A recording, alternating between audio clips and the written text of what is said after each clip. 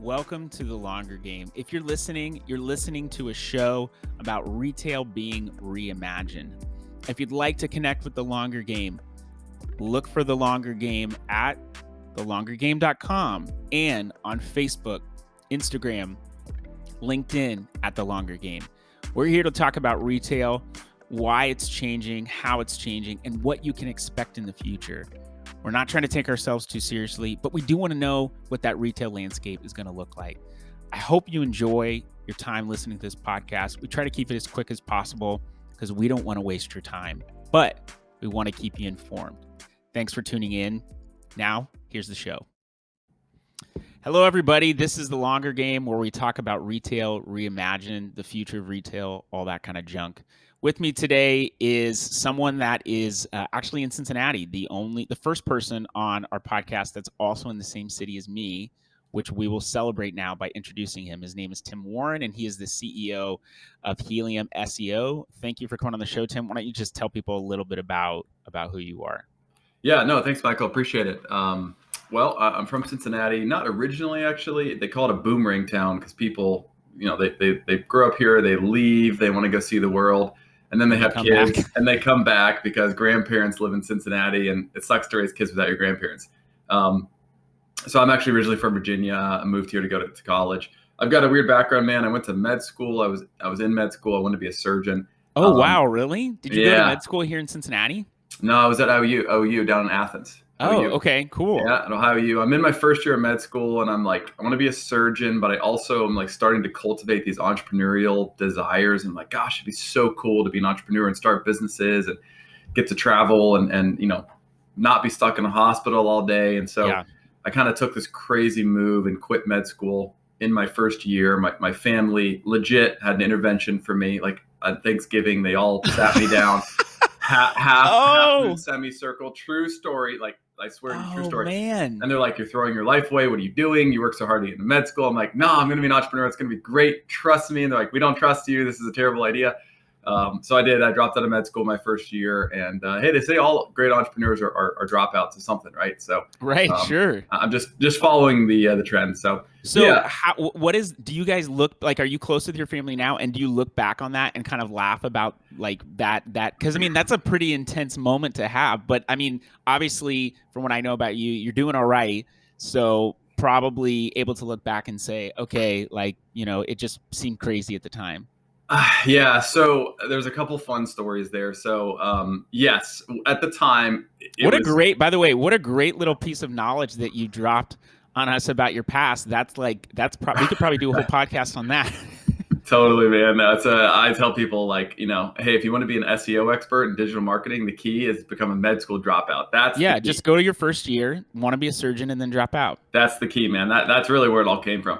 By the way, on a serious note, when you said entrepreneurs are dropouts of something, I think part of what does make a good entrepreneur is knowing when to quit certain things. There are aspects of my business that I had to pivot really quickly on, and it meant I basically had to say, okay, I'm saying no to this thing because you can't say yes to everything. But I said, no, this is not going to work anymore.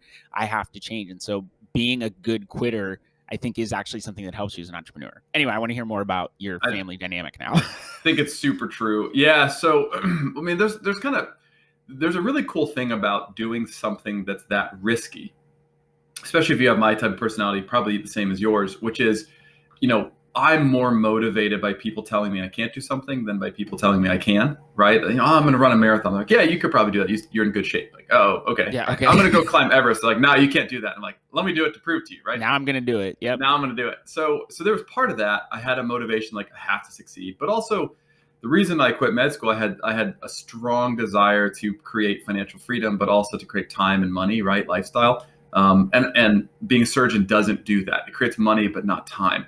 Yeah. And so I had a lot of these strong reasons where I pushed through the difficult first years of being an entrepreneur and all the mistakes I made. And like my first 3 businesses were terrible. Like they were awful. They weren't successful at all. Which honestly probably played into your family. Like, man, we told you this was the bad thing to do. Totally. But I mean, look, you're a musician, right? Like you don't just pick up a guitar and instantly you're Eddie Van Halen, right? Like it takes time. That's a great point. It is definitely a skill set that you learn and acquire. Like I didn't go to school for business. my major in college was Asian studies, and it was because I had taken Okay. Japanese for a long time. I know Okay. I have a great story now too about college. I did complete, Yeah. but I actually dropped out to pursue being a musician full time with the band I was Love in. it. And my parents said somewhat similar. They said, "You're making a big mistake. Like, don't do this." They Yep. offered me all these different incentives to stay in school, which I think most people would have taken. And I just said, no, I really feel like I'm supposed to do this. And so I did. Mm. I ended up, now, the fact that my band broke up the quarter of school that I quit, and I went right back the following quarter with some egg on my face. That's one of my favorite foods anyway, so it wasn't that big of a deal. But Yeah. I went It's back fine. like just on my own volition. I was like, okay, well, I'll go back to school. I mean, but of my own volition, I mean, I talked with my wife, who I was dating at the time. She's like, well, what are you going to do now that your band broke up and you guys aren't pursuing stuff? And I was like, I don't know. I'm just going to kind of figure it out. And she's like, I don't think that's a good idea. So I ended up going back to school and completing the degree that I got. I'm very fortunate that I did, but I was not classically business trained. Yep. I've never had a official business class in my life. I've sold, I've sold companies now. We've won all kinds of awards in Cincinnati. That's I think awesome. we're the fifth fastest growing company in Cincinnati. Last year, we grew 500% in 3 years. Wow. So By the way, when you say grow 500%, is that in terms of revenue or people, or is it kind of a mixture of all that stuff? revenue, yeah, actual revenue. Okay. So we started the company in basically 2018. We officially incorporated in 2017, but I had a non-compete from selling my last agency, so Okay. we couldn't launch until basically January of 2018. So we went from 0 employees till we're about 60 today. We'll be 75 before the end of the year, full-time Okay. employees. So there's a lot of fast growth, right? We never raised any funding. We didn't take outside money. We didn't do any VC.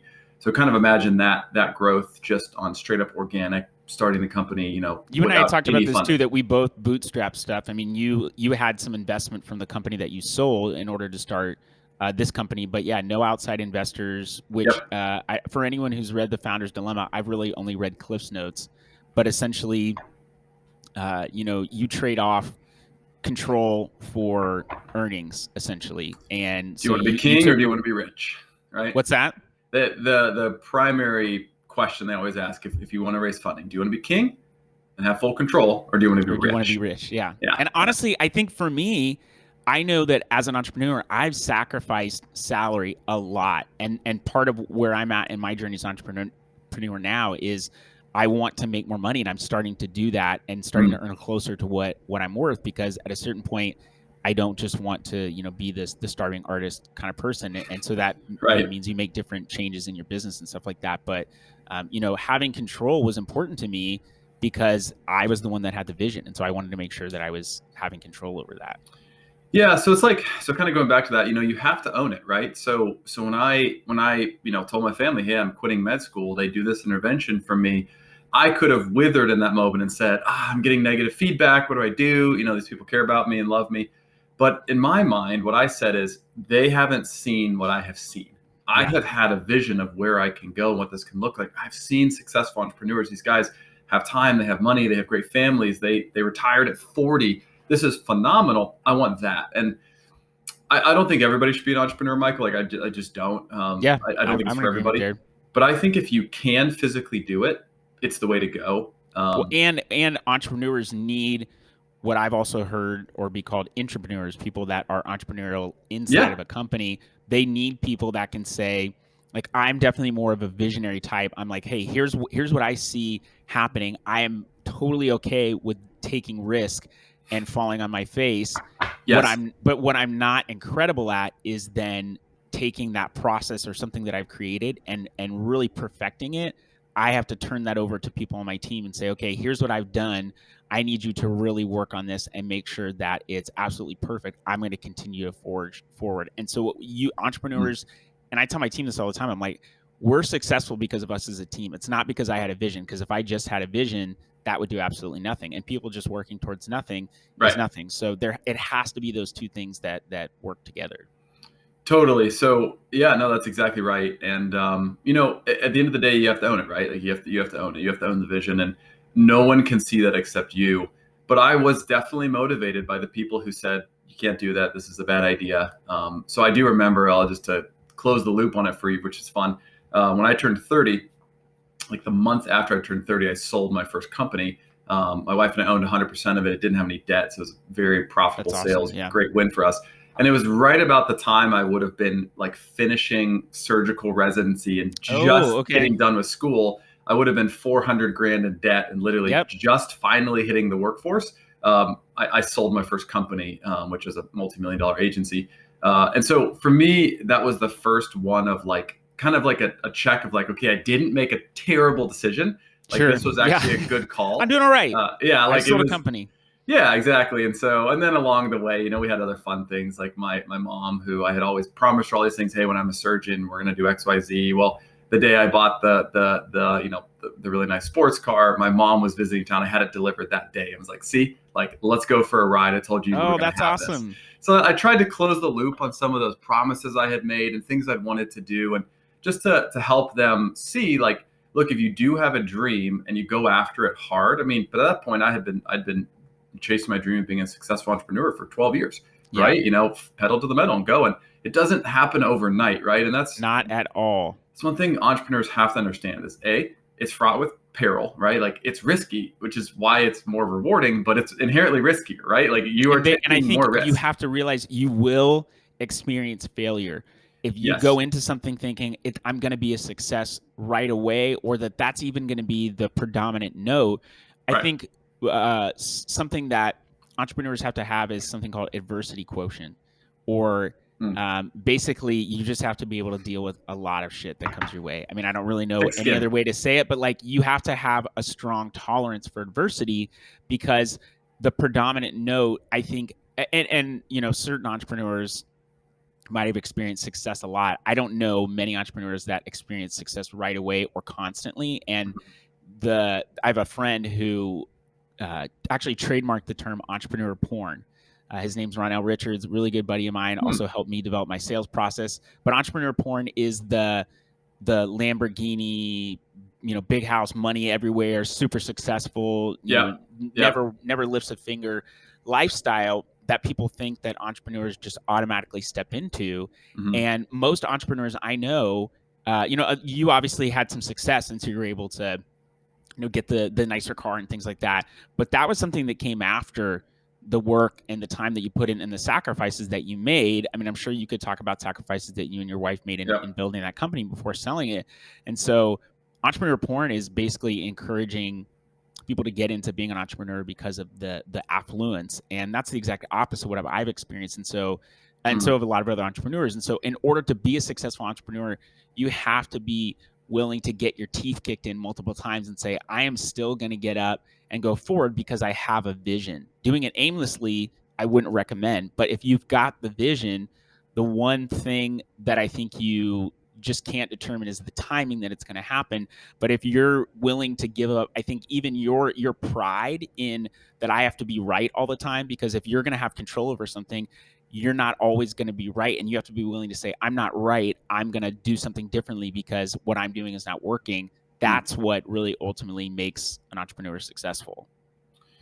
Yeah. So, I mean, you dropped a lot of wisdom in that. There's a lot to unpack there, but I'll give my 2 cents on all of that. So, the Lamborghini, they're great. They're very fun. I've owned Lamborghinis. The nice house, they're great. They're really nice. Yeah. When you look at the trappings of success of an entrepreneur, right? Use the term like entrepreneur porn, right? It's the Tinder. It's the let's get to the very end without any relationship, right?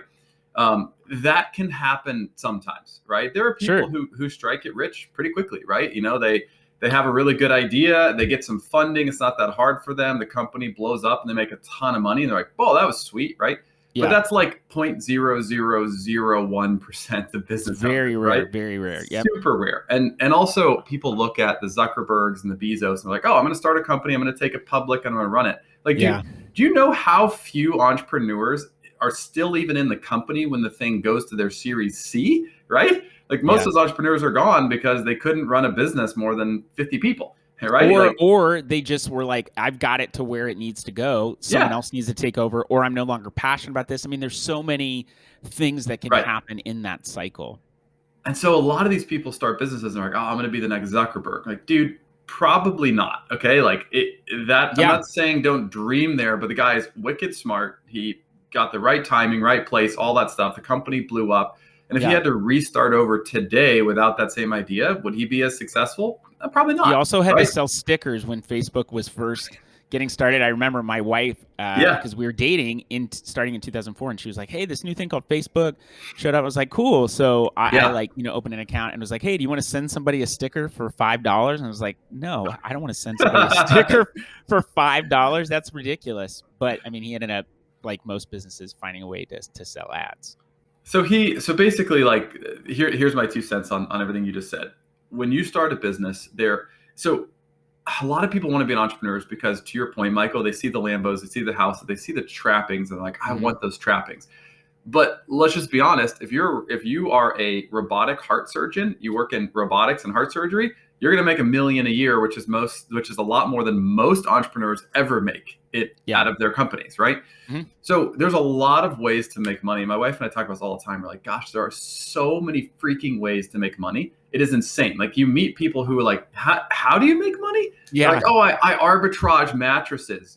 People, they get rid of their purple mattress and then it just goes into a landfill. No, I get them, I resell them on Facebook Marketplace. I made 150 grand last year. Like, that's a business now.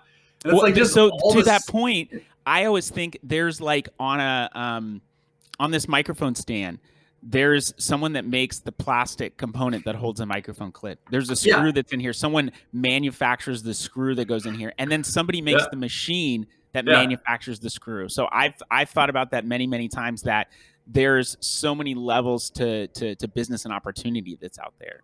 Yeah. And so at the end of the day, here's how I tell people to think about it, right? Don't become an entrepreneur just to make money, because there's a lot of easier ways to make money. Yeah. There just are, right? There's a lot of easier ways to make money. But entrepreneurship is, I believe, the best key to lifestyle, which is time and money in which to spend that time. Yeah. I'm sorry, money and time in which to spend it, right? Because entrepreneurship gives you freedom opportunities that a typical career does not, right? Hmm. So the robotic heart surgeon makes $1 million a year, but he does not have freedom of time, right? The hospital tells him where to show up, what to do, and how much to work, and that's what it is. Right. When you're an entrepreneur and you build a business that has duplication, and let's say you make the same as that heart surgeon, but you decide, look, I'm going to replace myself in this company with all of these people that are better than me at all these jobs, and then I Right. want to go travel. You can do that, but you have to be good enough to pull it off. Right. So the thing with entrepreneurship, people just miss, and there's nothing wrong with the houses and the cars and all that stuff. You don't get there without yes, you could get super lucky. That's very rare, right? Most of the time, you're building a business that adds true value to the people who buy from you. Then you're creating systems. You have to be good enough at creating the system, and you have to have product market fit. So your product has to actually really fit what the market wants. None of those things are easy. And some people are much better at that than others, right? There's people who start as entrepreneurs who have these ideas, but they're not good executors. They're not good Yeah. visionaries. They're not good business people. They're not going to get it. And so the rough, hard truth about entrepreneurship is the world's really competitive. The world doesn't owe you anything, and you have to be better than the other people out there, or people will buy from their company. That's just what it is. So I actually would love to have a podcast on entrepreneurship, and one of the cool things about this podcast is there's a lot of elements to retail, entrepreneurship being a big part of that, and you are an entrepreneur that helps other entrepreneurs in your SEO SEM company. You're helping people to execute, and I think that's something to think about for anyone that has a brand anywhere. You may be the one that comes up with the concept, or you may be good at a certain skill, but as you grow the business, you have to acquire more knowledge to help you to actually grow the business, and not so much on the specific thing. And you have to bring people in who are experts at Mm. their given field. So my agency helps brands on Amazon. We are, I talked about this before we, even started recording, but just, being an expert sometimes seems like a relative term, Right. especially when there's new technologies coming up all the time. But you've got experience and a good track record in a space, so people hire you to continue to perform the services that you perform. But people bring us in because they're like, we know that we have a product, and we know that there are people that are making money on Amazon. How do we connect those two things? And that's where we come into play. I don't see us as, we're service providers, but we're really gatekeepers.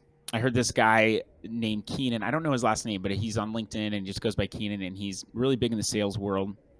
And he said that, adding value is kind of a buzz term, but there's a little bit of a paradigm shift there, at least from a service side of things. So when, or even on the tech side, if someone were to bring on your SaaS model or the product that you have, Mm-hmm.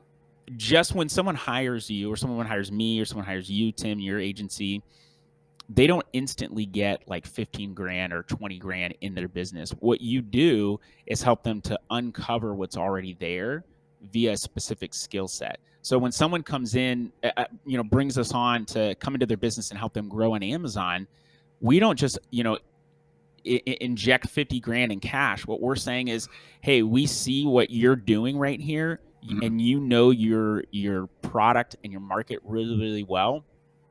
We're going to help you to turn that into something that's successful on Amazon. And that's really where the value is. It's saying you have a good product, but in order to get revenue for what you have, you need to bring in someone that's an expert. And so that plays exactly into what you do, which is being, you and your company are experts when it comes to SEO and SEM, and helping other entrepreneurs. And sometimes it's, bigger companies as well. I know you've got some more like larger corporate clients, Mm-hmm. but it's helping those people to uncover the value that's in their business and tap into what we already know is working. Yeah. So for our enterprise clients, the PetSmarts, the Xaviers, the Honeywells, those guys, they typically get it more because they're at a much higher level, right? But Yeah. for our mid-sized business clients, I think you hit the nail on the head. The joke we use at Helium is, now I don't. Computers don't really have CD-ROM drives anymore, but like people used to believe, right? That's like, oh, I'm going to hire this SEO company and money's just going to shoot out of my computer. Like the CD-ROM drive is going to open and so much cash is going to flow out. I won't know what to do with all of it. Right? For anyone who doesn't know what a CD-ROM drive is, it's essentially putting a piece of plastic in your computer that would, make games and music and other things like that. If you don't know what it is, then you might be in under 30. You might be in maybe your I early just dated 20s. myself. Yeah.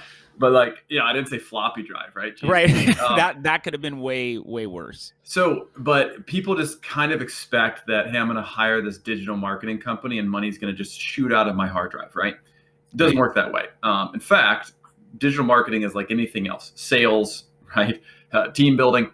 You have to first invest, understand what you're going after, training, hard work, figuring out the details, and then it starts to produce a great return. And that's the same for us too. Right? We tell people it's an investment. You are not going to be profitable. Right. Now you can, the first 3 to 6 months, I should say, but it's going to take time. It's going to take time, and it's an investment in the future success. And so if people aren't able to frame that way, it's very difficult for us to even start and get into an interaction, because a couple months down the road, when they haven't become profitable yet, there's often some discord, and they're unhappy, and they want to quit. Yeah. So what I was talking to a business owner a couple of days ago, and he came up to me and said, "Hey, we have a business. We're relatively large." He kind of went through what they do. I'm like, "Oh, that's great." He said, "We want to transition to online, right? We want to sell our product online in the e-commerce space. Here's some very large companies that are doing that. Great. Let's take a look at it." So what I did is I walked him through the competitors and how much further ahead they were from an SEO, SEM perspective, right? And looking at social ads, SEO, and SEM. And I walked him through the process of just understanding there's two things he needs to know. Number one, when you do SEO, right, search engine optimization is not an instant result thing. In fact, it's very slow. So it's gotten slower over time too, hasn't it? Even slower, because people used to be able to make a change and then in a week they'd see a change in their indexation in Google, right? Yeah, and so Google, it's called sandboxing. So now when you build a new website, Google sandboxes you for 90 days because they want to make sure you're not some spammer who's like trying to sell free Viagra online, right? Right. So they How do you sell free Viagra anyway? You don't. You get them to your website, and then you get them with ads, and then you do black hat SEO. You make some AdSense money, and then your site gets banned, right? Boom. That was like a market, there you go. Right? If you guys want a terrible business model, Tim just gave you the worst one. It's the answer, man. Drop out of med school for that one. Yeah. And start a black hat SEO business. But SEO. So what I told everybody is think about SEO and ads this way. Ads is like renting an apartment. You need a place to live. You don't have to put any money down. It's just, hey, here's $500 a month. Here's my apartment. Boom, I'm going to move in. But you can pay your rent for the next 800 years. You'll never build a cent of equity. You stop paying your rent, you get kicked out, right? Yep. With SEO, it's like building a home. It's a foundation. You've got a home. You have to put more money in. It takes longer, but you get equity in that. And after you've done it for a while, your SEO is so good, you literally have to do almost nothing in your SEO. That's continues, incredible, right? I've never so heard you build anybody equity. frame it like that, and that is so smart to put it that way and help people. I mean, I think I love analogies. I'm not even a sports person, but I love sports analogies. And I've said, Okay. you know, in order to like to be successful on Amazon, you have to own your brand, and to like actually win at something in sports, you have to just be on the roster. That's kind of like the very, very preliminary prerequisite. And not selling your product on Amazon or not owning your brand on Amazon, you're not even on the roster, so you're guaranteed to not your brand to not be successful. So I think those analogies help people to better understand, okay, how is this actually applicable to me, and how does this how can I better frame this? Because I think a lot of stuff comes back to mindset. It sounds very cliche, but I have noticed that, especially as I get older and realize that I don't have it all together and I need help and I need to, you know, make changes. Like this year as an entrepreneur, I've hired more people. I've asked for more help than I ever have in my 11, almost 12 years of being an entrepreneur. And guess what? I've been more successful this year. And I doled out more money for things too, because I said, okay, I don't know how to do this. I need to get help to do this thing so that I can be better. I said, I'd rather, you know, lose pride in myself and grow the business or be more successful in that area. And so you have to be able to say, I don't have this all together. You have to be able to, you know, relinquish your control. I mean, an amount of control, and bring in someone that can help. But yeah, I mean, that's been helped me to be a lot more successful. Yeah, so we have a really large retail client. They've got, 6,000 stores in North America. We actually ran these numbers for them because a lot of businesses struggle to understand, like, well, okay, Tim, I get it. It's slow. It's an investment, right? Even Amazon's the same way. But what's the investment look like? How long is this going to take? And so here's a couple just examples, because I know a lot of people watching are into retail. So this company, their return on ad spend was 622%, right? So they put in $1 into ads, they'd get $6.22 back. Wow, that's which is good. great. Yeah, which is really good, right? Like they're doing a good job on ads, and they spend a lot of money on ads. Well, do you want to guess what their SEO return was? We ran the same return on spend on SEO. Probably, I'm gonna go with 0.5. 32,000%. Oh wow! Oh, that was the return once they invested in it. Yes. I'm sorry. I thought you meant what were they getting? No. Before they invested in it. Okay. 32,000% is crazy. Insane. And so for this, how do you even quantify that? By the way, how do you measure that? Just based on basically the money they're paying you for the service. Organic sales coming through the website divided by the cost of paying Helium to do the service. Oh wow! Right? So I mean, you guys have had to create that report essentially because people want to know what is the return on the investment. And that, I think, is, I mean, that's an incredible case study now to be able to say, for every dollar you spend on us, one of our clients got $32,000 back. That's insane. And so what we help them walk through, because they're a big company and they have big budgets, we had to help them walk through this idea of, like, look, when you spend $1 on ads, you get $6.22 back, and you get it right away, right? You spend those ads, you get money right away. When you spend $1 on SEO, 12 to 24 months later, you get $32,000 back, but it's slower. It takes more time to take effect. But look at that gulf between those two different $6.22 and $32,000. So what we were helping them with is, hey, SEO is slower, but in a year or 2 years, if we invest in this, your brand is going to be killing it. But ads today are working, and they'll work in the future. But the minute you turn those off, it's gone, right? SEO builds long-term value, like buying a home, right? You build that equity in the home. So that's what we explain to our business owners and our marketing teams is you have to look at SEO as a long-term slow burn, right? It's not get in, take a bunch of steroids, get really buff, and then never lift again. It's consistent, go to the gym, consistently eat healthy, you'll get long-term good results, right? Which most people don't want to take the time to invest. They want that quick result. And so I think at least something that I've learned with my agency is that you have to be able to tell, is this a person that's willing to say, yes, I will eat healthy and go to the gym regularly and change my behavior patterns and how I think about something? Or is this someone that just wants to take steroids? Because hiring a person that just wants to take steroids. And by the way, we're not talking about actually taking steroids. So if anybody out there is thinking that that's valid, I'm sure it could work, but you might have tiny Another good testicles. At least online that's what I've business heard. to Is drop out selling. of med school for. Yes. Yeah, is to sell steroids to people. But I Online. think Yeah. online, you have to be willing to. I mean, honestly, it is like a lesson in investment. I don't know a ton about finance. I'm trying to raise my acumen there, but it's like, okay, do you want, to get a quick return on something, or are you looking to retire with something? And what is it that you're going to invest in? What's the level of risk and stuff too? And honestly, it sounds like investing in SEO is less risky than ads because you aren't having to you're putting money in, but and there's no guarantee, but you're building a longer term track record. That's right. Versus, like you said, the apartment analogy of once you stop paying rent, you don't have a place to live anymore. Yeah, that's right. So, and one thing we've learned is like so Helium has always been working to reduce churn and lower churn and longer client retention. And so we've studied our clients that have been with us literally since we started the company, 4 years ago. And we have clients that'll start and they'll quit month 9. And we're like, what's the difference, right? Like the tech is the same, the service is the same. What happened?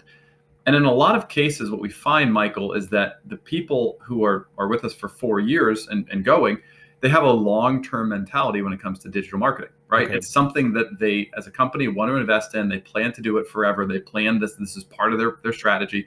And then some companies come in and they're like, we're going to try this thing out, right? It's the steroids approach. I'm going to go to the gym a few times. I'm going to try some steroids. If I don't get super buff, then I'm going to try something else.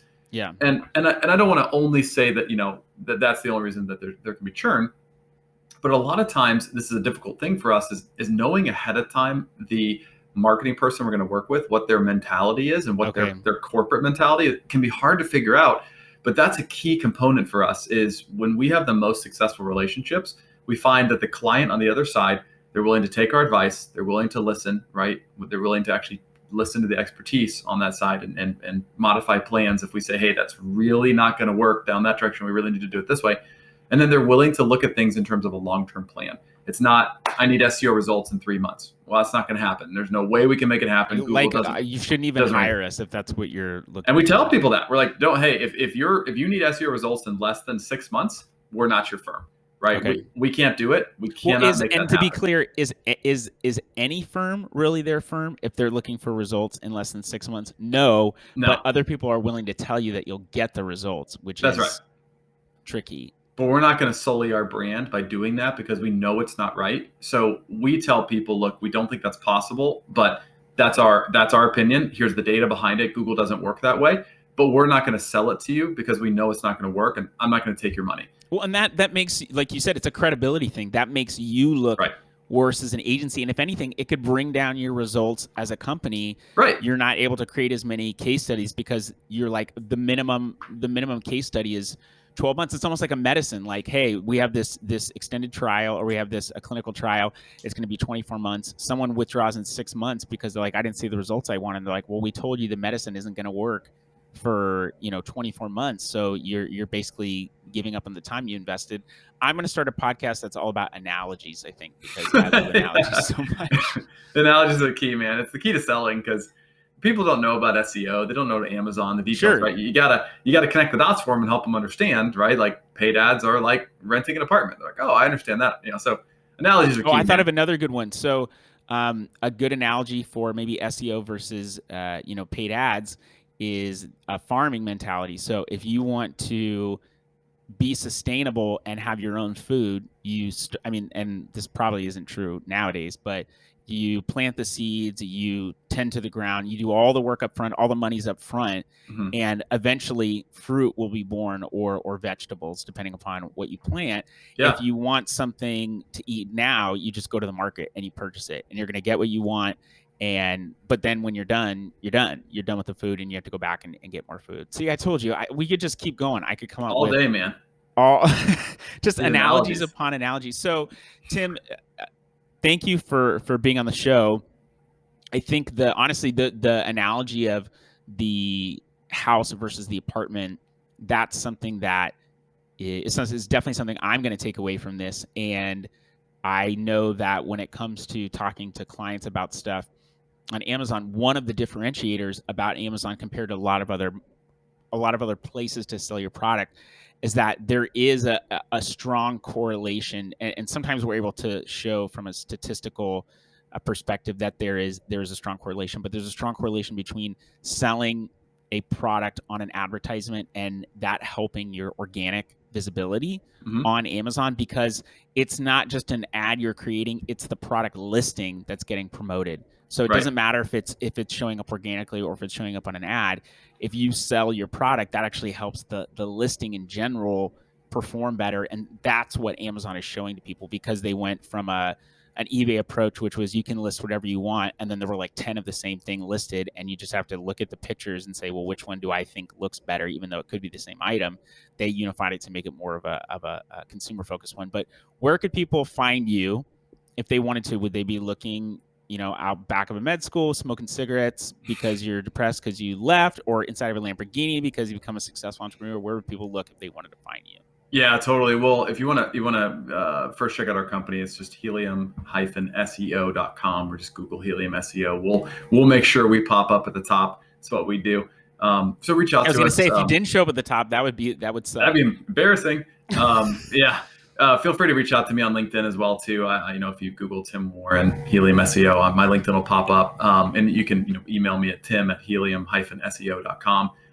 So feel free to reach out. And one last quick tidbit before we leave, I think would be helpful to the listeners on here. I want to say one last thing about Amazon. Yeah, sure. How it all connects, because I want to make sure that the people listening, this is something I get asked all the time, and I wanted to pass along.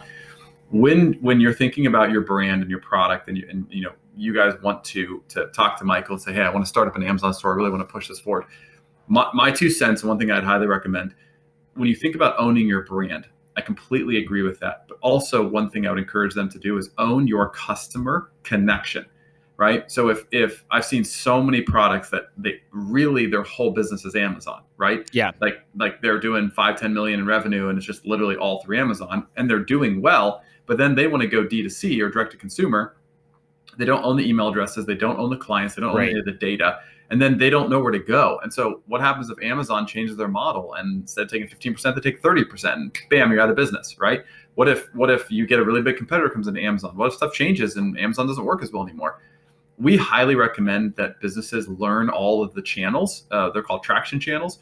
Figure out what traction channels could really work for you, and try to get the direct sale to your consumer as much as you possibly can. Right? Don't just go through other distribution channels. So if you don't have an Amazon, set up an Amazon account, get that going, sell through Amazon. Yeah. If you only sell through your website, right? If you only do Amazon, I would highly recommend get your own site with a Shopify backend where you can order product, and try to get people buying from you directly as well. You'll make more money because you don't have to pay the fees to Amazon, and you can own those clients. And they might still buy from Amazon because it's easy for them, but then you also own the relationship, you own the data, you own the email addresses, so you can market to them more effectively. So that's my 2 cents is make sure that you're diversified as a business. If you don't have Amazon, get on Amazon. And if you only have Amazon, make sure you get on other platforms so that you're going just omni-channel safer. is ultimately the direction that we tell clients, and it might seem a little counterintuitive to say don't rely only on Amazon, but we ultimately, and I would actually argue that the cost that it takes to do business with Amazon, because they take more fees up front, I don't know that it ends up costing less to run your own site, because you do have to invest in infrastructure of the site and ads and SEO and all that kind of stuff. Yeah. So there's a higher price point that you have to say, okay, I'm okay with Amazon taking 15% for a referral fee. They also have, traffic that's built in, that's coming to the site. But we want to help build successful brands. We help those brands on Amazon. We highly recommend people to have their own site. We're looking at, what other channels can we help people on Walmart. We also believe that people should be in brick and mortar too, because there are so many different, there's so many different shelf spaces that consumers are looking at. You need to be in the places where your consumers are. So you said go and look at the tracking channels that work for you. Maybe being in a brick and mortar store, being in a big store like Target or Walmart or something, maybe that's not the best place for you. Maybe being digitally native is what really works for your brand. So have your own Shopify store, Right. be on Amazon, whatever the case might be. But make sure you're investing in multiple channels, because there are so many people that are 90% of their business is Amazon, and Amazon shuts them down for whatever reason. It's very common, but if you aren't able to get that back up and running right away, and you're relying upon a paycheck, you're going to be screwed. And so you have to Right. make sure that you are investing your brand overall. Representing your brand well on Amazon should ultimately translate into people, I believe, translate into people going and following you on social media, going and checking out your site, being able to Yep. see that there are exclusives on your site, or that there are other opportunities for them to purchase directly from you, so that you can own more of that customer experience. But I think that's great. Very, very sage advice. Awesome. No, I just wanted to pass it along because I think there's people watching who are, hey, this is great. We're getting into Amazon, or we want to get into Amazon. That's a great move. I highly recommend that, but don't only rely on one channel, right? You got to make sure Absolutely. omni-channel. And it's the Yeah, go same with omni-channel. SEO. Don't only do SEO, right? Do Right. ads, Invest do in SEO, advertising. do Yep, social, exactly. do all, don't do just one thing. It's too risky, even if it's SEO, right? Yep, absolutely. So thanks for coming on, Tim. Thank you, everybody, Absolutely. for listening. This has been The Longer Game. Like I said, where we talk about Retail Reimagined, that's the show. That's it. So we're leaving. See ya. Thank you for listening to The Longer Game. We genuinely appreciate your time. And if you want to connect with us, please reach out to thelongergame.com. You can fill out a contact request form there. You can also find us on majority of the social media platforms, except for Twitter. That's the only one that we're not really on. This show is brought to you by my agency, Cartology, where we're helping brands accelerate growth and become profitable on Amazon. If you'd like to know more, go to thinkcartology.com, fill out a contact form, and we'll get on the phone. That's what it's all about, connecting with you and building a relationship. This show is also brought to you by ArchDevOps. They are the ones that are helping make all the logistics of this podcast happen. We are so thankful for them. If you want to get your podcast up and running and you want to automate as many things as possible, go to archdevops.com. That's ArchDevops.com, and reach out to them. They can be super, super helpful. Thanks for tuning in. I hope you have a great rest of your day, and be blessed.